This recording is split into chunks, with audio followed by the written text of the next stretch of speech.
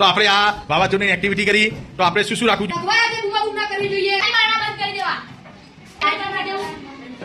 લાઇટો અને પંખા બંધ કરી દેવા જોઈએ સરસ પછી પ્રાણીઓને ખીલેથી છૂટી દેવા